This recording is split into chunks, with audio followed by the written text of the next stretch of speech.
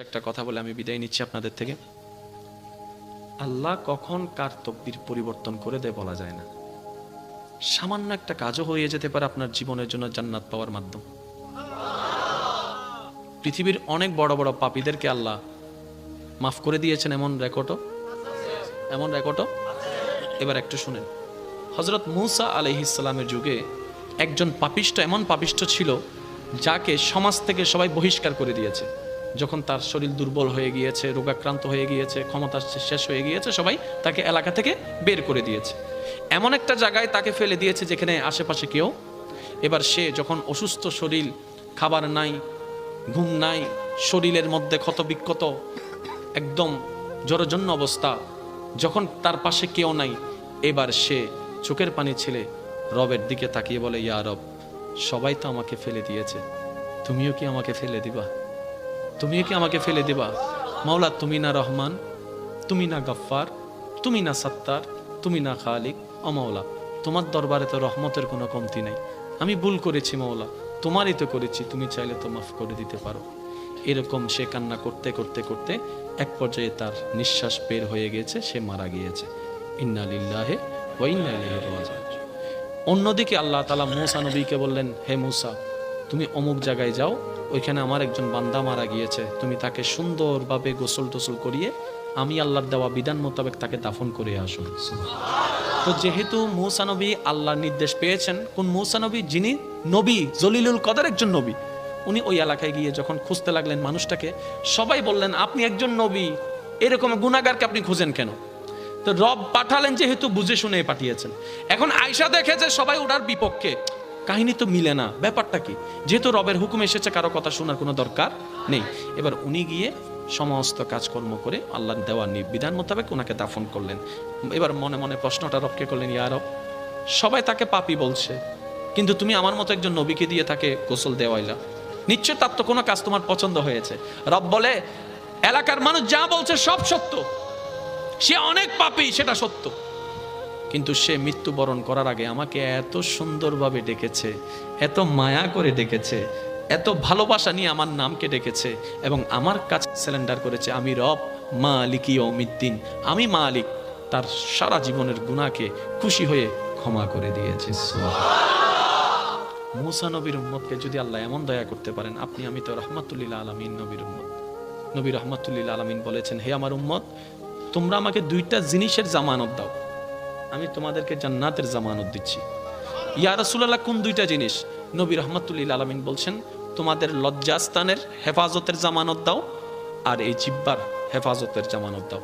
এই লজ্জাস্থান অন্যায়ভাবে ব্যবহার করা যাবে না, আর এই জবান কখনো ভালো ছাড়া খারাপের জন্য ব্যবহার করিও না।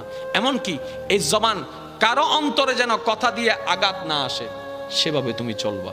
তুমি এই দুইটার হেফাজত আমাকে দাও, ঈমানের পরে জান্নাতের দায়িত্ব আমি নিয়ে নিলাম। আপনি ক্ষমা করতে থাকুন, এটা আমার একটা অনুরোধ। যদি সুখে থাকতে চান, ভালো থাকতে চান, অতীতে কি হয়েছে, কে কষ্ট দিয়েছে, কে ন্যায় করেছে, কে অন্যায় করেছে, সব বিচার আল্লাহর উপর ছেড়ে দিয়ে আপনি মাফ করে দেন। যে মাফ করে দেয় তার অন্তর পরিষ্কার থাকে। সুবহান। নবী রাহমাতুল লিল আলামিন বলে, আল্লাহর দিকে তাকিয়ে আল্লাহর বান্দাকে মাফ করে দাও। তোমার যদি ইজ্জতে কমে যায়, আমি নবী থেকে হাসরের ময়দানে তুমি নিয়ে নিও, তারপরে তুমি মাফ করতে থাকো। কারণ তুমি যত মাফ করতে থাকবা, হেসে হেসে মাফ করতেই থাকবা, তত তুমি দুনিয়াতেও ভালো থাকতে পারবা, পরকালও ভালো থাকতে পারবা। একটা কথা মনে রাখবেন, দুনিয়াতে আমরা সবাই মেহমান হয়ে এসেছি, কেউ পার্মানেন্টলি থাকতে আসেনি। তো 2 দিনের দুনিয়া, অর্ধেক সময় তো শেষ। আসেন না, এই অল্প সময়টা আল্লাহ এবং রসুলের বিধানকে সামনে রেখে মানুষকে উপকার করে যতটুকু পারি মানুষের কল্যাণ করে যেন কাটাইতে পারি। আল্লাহ আমাদের সবাইকে সে তৌফিক দান করুক। যে ধর্মে মুস্কি হেসে কথা বললেও সওয়াব, আরেকটু জোরে, এক মুসলমান আর এক মুসলমানের সাক্ষাৎ হয়েছে, আসসালামু আলাইকুম। ওয়ালাইকুম আসসালাম, ভাই কেমন আছেন? তারা শুধু কৌশল বিনিময় করছে, তারা কুশল বিনিময় করছে। আল্লাহ বলছেন, ফেরেশতা সওয়াব লেখো। আরেক ফেরেশতারে বলে, ফেরেশতা মুসাফা করে হাত ছুটার আগে তাদের গুনাহ মাফের ব্যবস্থা করে দাও। তাহলে যে ধর্মে সালাম দিল সওয়াব, দেখা করলো সওয়াব, খবর নিল সওয়াব, খাবার দিল সওয়াব, পানি দিল সওয়াব, এমনকি রাস্তায় হাঁটার পথে এতিম বাচ্চার মাথায় 2 সেকেন্ড দাঁড়িয়ে হাত বুলিয়ে দিয়েছেন, এটা তো সওয়াব। এখানে কমতি বলে কোনো শব্দ নাই।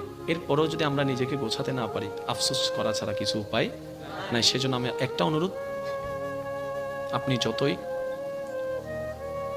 যতটুকু পারেন আপনার সাধ্য মোতাবেক মানুষের উপকার করার চেষ্টা করবেন। হ্যাঁ, আপনি বলবেন আমার উপকারের দাম পাই না, ভালো ব্যবহারের দাম পাই না, আমি সেবা করলে সেটার দাম পাই না, আমি ভালো করলে আমাকে উল্টা করে। হ্যাঁ, আমি আপনার সব কথা মানলাম, তবে অনুরোধ রাখবো বিনিময়টা ওই বান্দার থেকে চেয়েন না, ওই বান্দার রব থেকে চান।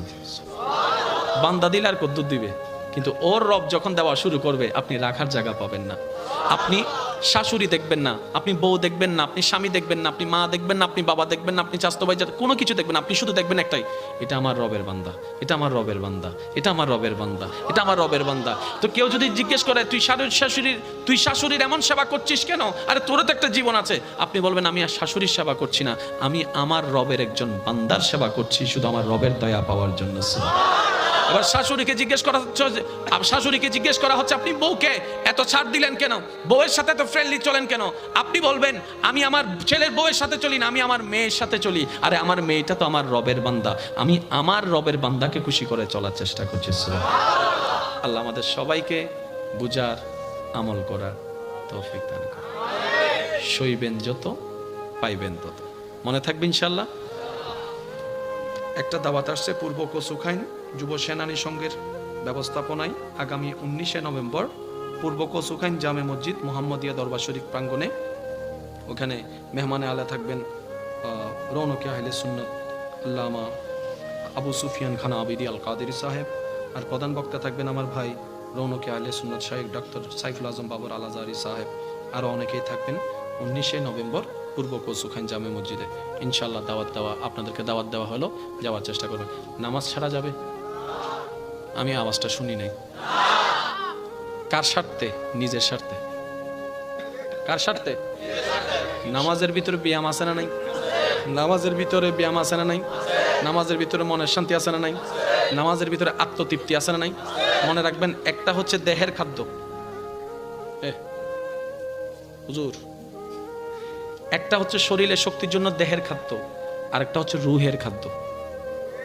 আমরা বেশিরভাগ ক্ষেত্রে দেহের খাদ্যটাকে দেওয়ার চেষ্টা করি, রুহের খাদ্যটা দেওয়ার চেষ্টা করি না। মনে রাখবেন, দেহের খাদ্য পৃথিবীতে কাজে লাগে, রুহের খাদ্য পৃথিবীতেও কাজে লাগে, কবরে হাসরেও কাজে লাগবে। সুবহানাল্লাহ। এমন একটা জীবন বানান আল্লাহর রহমতকে সাথে নিয়ে, যেন সবাই আপনার জন্য অন্ধকার একটা ঘর খনন করবে, কিন্তু আপনাকে রাখার পরে উপরে মাটি দিয়ে অন্ধকার করে দেওয়ার সাথে সাথে আল্লাহর রহমতে যেন আপনার অন্তর থেকে নূর বের হয়ে সমস্ত কবরের অন্ধকারকে হার মানায় দেয়। কাদ আফলাহা মান যাক্কাহা। আল্লাহ আমাদের সবাইকে কবুল করুক, আমিন। আজকের মাহফিলকে কবুল করুক। সভাপতি মহোদয় আছেন, কেরাম আছেন, আল্লাহ পাক ওনাদের হায়াতে এলমে হাজার গুণ বরকত দান করুক, আমিন। আগামী বছর এই মাহফিলকে আরো সুন্দরভাবে আয়োজন করার তৌফিক দান করুক। অত্র এলাকায় যত সুন্নিয়তের মাহফিল হয়, আল্লাহ প্রত্যেকটি মাহফিলকে কবুল আর মঞ্জুর করুক, আমিন। ইয়া নবী সালাম আলাইকা আলাইকা ইয়া